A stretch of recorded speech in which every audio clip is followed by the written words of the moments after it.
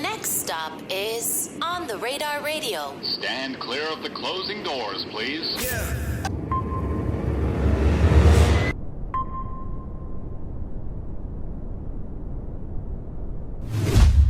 Yes, sir, baby. On the Radar Radio. Yo, special guest in the building. Mez in the building. My guy, welcome to the show. Thank you so much, man.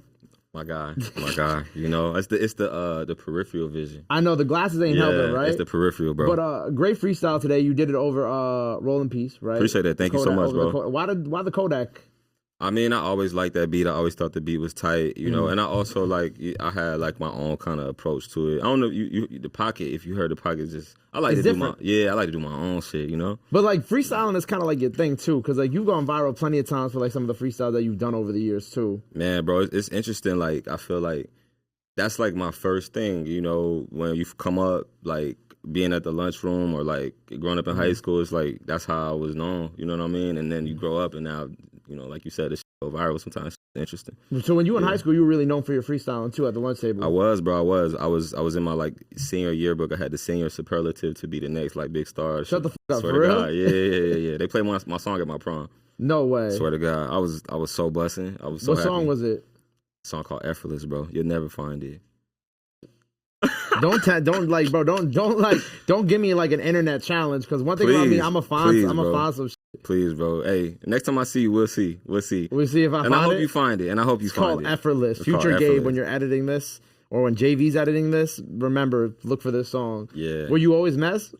Yeah, bro. I mean, it's okay, funny. Cool. That's all I need to know. Yeah. It was King Mez when I was younger, you know, and it's just Mez event more like later. You know? Okay, got it. I was about to say, what were you when you dropped that song? Definitely King Mez. Definitely King Mez. All right, cool. I just need to know that from my own. But then after, I mean, you know, safe to say that you made King Mez very proud since then, man. A lot's been going on. Thank you so much, bro. I saying? appreciate it. Whether it's like Revenge of the Dreamers, the tours, the show, like you've been doing an incredible job. So I want to give you your flowers, right? And it's funny because I've been doing this like little segment with everybody who's been on ROD for years now, right? Whether it be Boz or Tate or Jid, right? I've always asked the same question. I know we're so long away from it, but I'm so interested in those sessions. I forgot who told me that Chris Bosh was in one of the sessions. Yeah, I seen him. Yeah. I don't remember who from the tape told me that. Maybe it was Baby Tate. I don't remember. No, I seen him. But everybody who's been on the tape, maybe it was Guap that, I don't know. But everybody who's been on the tape, I've asked the same question, even this many years later, because such an incredible moment in hip hop. What was your favorite moment from that? From Revenge Sessions? Yeah, from the Revenge Sessions. I mean, obviously, I'm on the Costa Rica song, right. which is like that song performed really well. Right. It's like one of the ones, like if I ever pop out and perform, like people know all the words to everything. Yeah. You know what I mean? It's like maybe on the way to double platinum. I don't know. I know it's platinum. Something light. But but yeah, it's crazy because I don't know, bro. Every day was just different. It was very inspiring. It's like sport. You know, people take that shit very seriously. Funny. I remember meeting Reason there. That's funny, and it's before we knew him, and he was just so serious, bro. He was like, I remember like he was sitting behind me, and he gonna laugh when he see this one, but like I was recording and I looked back and I didn't even notice that he was just locked in. Like everybody was treating it that way though. Yeah. Everybody was treating it that way. You know, everybody was so serious about it because it was fun. It was a fun experience, but you had like Buddy like running like 9 rooms or Childish Major just on the song, like just swag, saucy, like, you know, so you just wanted to perform. You wanted to be your best version of yourself. That really inspired me. That's why one of my favorite things about it. And obviously like too, Middle Child is the single from Revenge of the Dreamers, and I directed that music video, you know, which kind of like changed my life on some like multi-hyphenate shit. Right, I'm multifaceted, like being able to do everything. Yeah. How do you get approached to direct that video? I mean, Cole was just, he played it for me in the studio, him and T-Minus. It's funny, I remember walking in the room and they was like debating about 1 BPM on the song, like if it should be 1 BPM faster or slower, you know, and they really liked the Jedi, because I'm just listening and just trying to find a way to like, you know, and they asked me what I think, but eventually he asked me what I thought about like a concept for the song, for the video. And then I was like, yo, if I make a concept, would you let me direct it? He was like, yeah.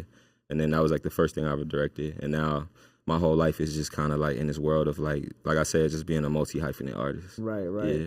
And I'm gonna ask you this question too when you eventually come up here about ROD. So start thinking about that. You know what I'm saying? But you know, obviously, Childish Major in the building. You guys performed y'all new song together. Hummer Time, you already know.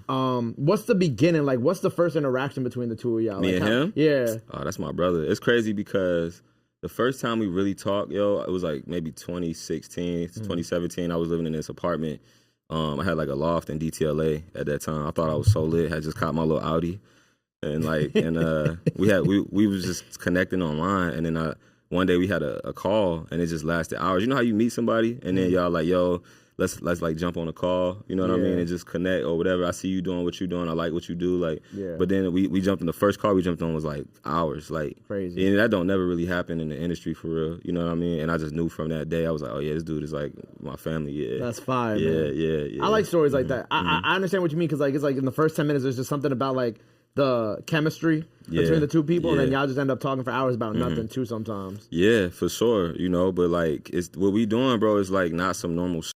Everybody is not like going after what they want to go after in life, you know what I mean? So when you find people on the path, what y'all doing here, like you had a vision for this at some point, you know? And so I think that, you know, you're not going to connect with every single person doing that, but, you know, you're always going to feel something when somebody going after what they're going after and really taking that shit serious, you know what I mean? For sure. Yeah. So what's your vision for this year? For this year? Yeah. Oh, it's just an amazing year, bro. I got a lot of different stuff coming out. This time next year when I see you, it's gonna be different. Nuts. Yeah. Because I actually wrote down something you said. You said my vibe the whole 24 is looking at my phone at all this art, right? And when we're recording this, a new single with Isaiah Rashad drops this Friday.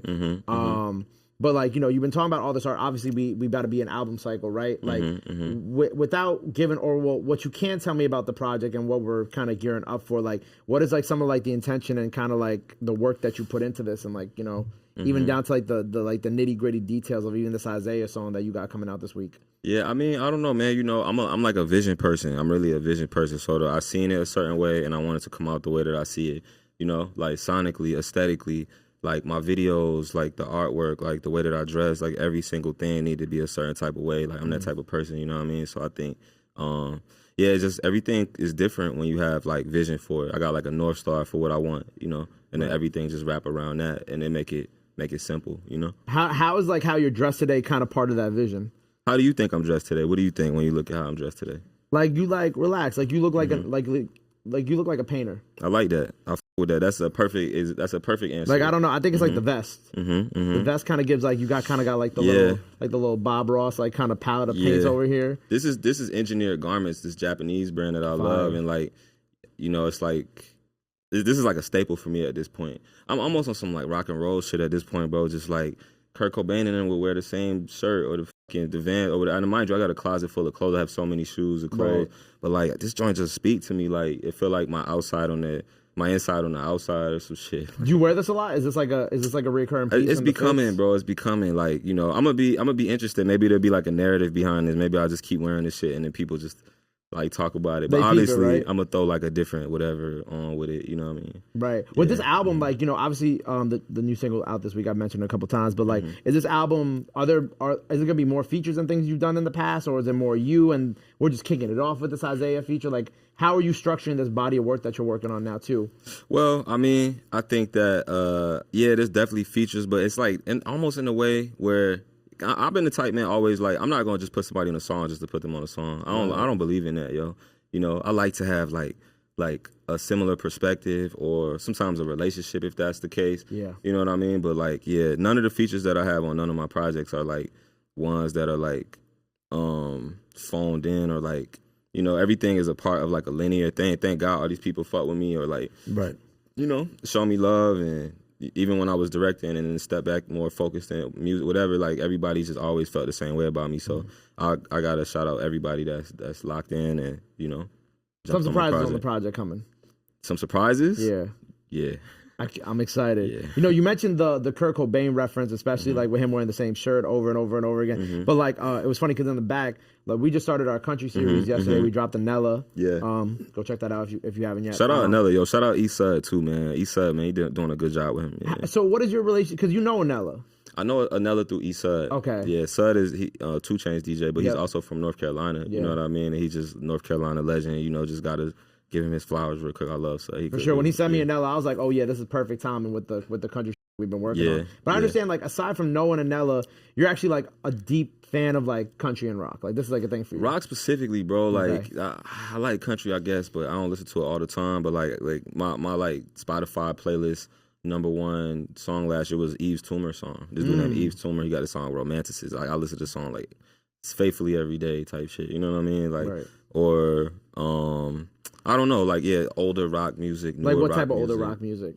I mean, it started with like Stairway to Heaven and shit like that. Like, like classic. For sure, You know what I mean? yeah. Like, yeah, bro, it started like that. And then I got into like more psychedelic rock music and like Kind a of lot like of different type of stuff. Pink Floyd and Yeah. Grateful Dead. Yeah, for sure. That's like the man. more psychedelic side. For Jimi sure. Hendrix also falls in like that psychedelic side too. Yeah. It's funny, man. Like rap always been linear, like connected to it. Like, it did the Takeover sample. I remember being young, hearing that. Yeah. I was like, damn, this shit is crazy because it's like rock and roll music and rap music, and like I just always been inspired by that, like that little blend. So like, a lot of my sound is probably gonna end up being like a hyphenate when you hear some of it, not all of it, but some of it for sure. Yeah, like I think I tell everybody the first tape I ever bought was Jay-Z and Linkin Park Collision Course. And that's like the perfect kind of like blend of like that rock and hip hop. Yeah. And then you could see how like effortlessly like the two genres kind of like merge into each other, and also how like a lot of hip hop can be derived from classic rock music too. No, they kind of come from each other in a world together. I think that I mean people spilling their heart out in the song, and rock music got great lyrics too. You know what I mean? People don't think about that shit a lot. Bro, I listen to all kind of stuff like Aldous Harding. Like that's probably somebody you heard of her before. Of course, yeah. You know Aldous Harding? Yeah, my dad has the vinyls at the crib. Oh, okay, crazy. Okay, Yeah, fire. My dad has like the biggest, like honestly, the biggest vinyl collection of rock music that you've ever seen. So if you name somebody, even the most obscure people, he's got either discs, CDs, or fucking tapes of them Crazy. that I listened to as a kid. That's amazing. Like, it was funny because yesterday this girl interviewed me. She asked me like, what song changed my life, and I told her "A Day in the Life" by the Beatles, and she was like, "Why? Have you ever heard that song?" Nah, I probably have, but I don't know it. Well, go listen to it because like okay. but what's crazy about it is like the instrumentation. It's like a regular song at first, like a typical like quote unquote Beatles song. But then as you get to the end, it has like this like crazy like schizophrenic like conjunction of sounds and like instrumentation, and then it just kind of ends with like kind of this one big like just piano. I don't even know what to call it. And then it has like this weird like kind of like chant at the end that if you play backwards, people used to think would say like Paul McCartney's dead. Oh wow! You know what I'm saying? Crazy. So like that's why I love rock so much, because there's so much like extra nuanced stuff in there. Bro, people care at a certain level. That you you know could what I dissect mean? it, Yeah. It's rap music like that too, but like it's few and far between sometimes. Yeah, and depending on the climate, you know what I mean. But rock is definitely is interesting. Also black music anyway, but yeah. Right, exactly. Yeah. With you, like you saying that like your music's gonna turn into that or like evolve. I don't even from know about stuff. turn. It's just like them. It's just like the little like it's the nuances. Nuances, bro. Yeah. You know what I mean? They connected. They just connected. They tied in. So we got the project coming out this year, right? You singing with Isaiah Rashad out now by the time people see this. What else you cooking up this year? What else we working on? I mean, you mean like outside of music? Outside of music, yeah. With music, outside of music. I mean, with music, bro, obviously there's so much music coming out. This is going to be like, I've never had a year in my life where I put out this much music at once. Beautiful. You know what I mean? Never since I started making music, so I'm excited about that. Like, that's definitely like a big, like a heavy undertaking. I'm directing like most of my videos a lot of times. Like, you know what I mean? A lot of that stuff take a lot of energy, so it's going to be a whole lot of that. I mean, here and there, maybe a film project. I got some thoughts about some stuff that I'm excited about. I can't even disclose everything. But I'm super into like, a lot of different things. I like designing clothes, bro. Damn, I almost wore the vest that I designed. It ain't in here. Oh, you should have. That would have been fire. I know. Me and my homeboy, one of my mentors, honestly, Victor, from Raleigh Denim, did it together. He's amazing. That's fine. Yeah. You said this is like the most that you've dropped ever in your whole career in a year, right? What makes you have this type of energy now? Like, what is different from before that kind of makes you want to drop this much in a year? Because you have kind of been, spacious with your releases, but like, what now is like has changed in you? Bro, a lot of things got to line up, bro. People look at art and entertainment and don't be thinking about like it's a lot. Like the stars gotta align sometimes in a certain type of way. If you want to step like for real, because I knew I wasn't gonna do this way. I'm like, if I really want to do it and make it what it's supposed to be, I just needed things to line up a certain type of way. You know what I mean? And I think that's happening right now. I know that's happening right now. Yeah, I always make the joke like the stars gotta align and the lawyers gotta align. Lawyers definitely got to. The lawyers definitely got to. But everything. Shout out Josh Bender, man. If you watching this, man. If he's watching this. Thank you, Josh. But everything's aligned right now, and we on go mode. Yeah. Fire, man. Video with the Isaiah song too, I'm assuming. Yeah, I directed the video too. Nice, I'll show you okay, after. I'm gonna show you a little clip after. Yeah. Fire. All right. Well, if everybody's watching this now, that's out now. So go check that out. On the Radar Freestyle out now by the time y'all see this. Performance either with Childish out now or coming soon. So tune into that. Yo, bro, congratulations. So glad to finally meet you and you know, can't wait to see everything that you do this year. Looking forward to the project. Before we get up out of here, anything else you want to let the people know where they can follow you, all that good stuff? Now's the time to do it. This camera on the right here. On the right? Yes, sir. Yeah, I'm Mez.airs on Instagram. I'm Mez on Twitter, Mez.airs on TikTok. Boom. You already know. There you go. Well, make sure you go follow him. Go check out everything he has out now. Go show him some love. Go show him some support. Love is free, sports free. But y'all renew that. Till next time, Mez on the Radar. Be out. Bow. Okay. Appreciate you, gang. Thank you. Love.